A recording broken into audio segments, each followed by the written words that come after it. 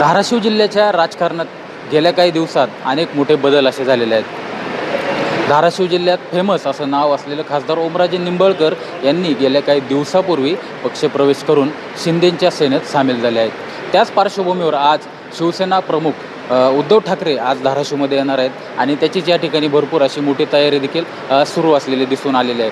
अनेक शिवसैनिक बाहेर थांबलेले आहेत। त्याचबरोबर आमदार कैलास पाटील हे सुद्धा स्वागताची तयारी बाहेर करत आहेत आणि एकूणच धाराशिव जिल्ह्यात आजचा दिवस हा राजकीय समीकरण बदलणारा ठरणार आहे। एकूणच बघितलं तर गेल्या काही दिवसात या राजकीय वर्तुळात झालेल्या हालचाली या संपूर्ण महाराष्ट्राचं लक्ष वेधून घेण्यात कारणीभूत ठरलेल्या आहेत। एकीकडे उद्धव ठाकरे यांचा असलेला विश्वास तर दुसरीकडे त्याच विश्वासाला तडा गेला आहे असं सांगणारे शिवसैनिक बाहेर आपल्यासोबत बोलण्यासाठी उभे आहेत। येणाऱ्या काळात या राजकीय समीकरणांमुळे धाराशिवच्या जिल्ह्याच्या विकासावर काय परिणाम होतो आणि आता सध्या काय परिणाम होणार आहे हे पाहणं महत्त्वाचं ठरेल। बोला, काय म्हणणं आहे तुमचं या गोष्टीवर? आज उद्धवजीचा इथं जाहीर मेळावा आहे, आमचे पक्षप्रमुख उद्धवजी ठाकरे साहेब।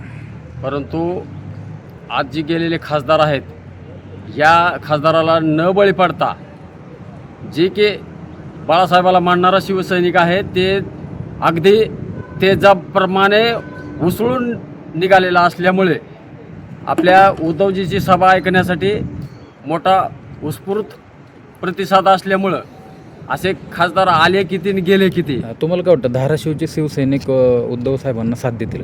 100% देणार, कारण बाळासाहेब ठाकरे आणि उद्धवजी ठाकरे साहेब यांच्यावरच प्रेम करणारा हा शिवसैनिक असल्यामुळं असे किती ओमराजे आले आणि गेले असा काही फरक पडणार नाही या गोष्टीमुळं।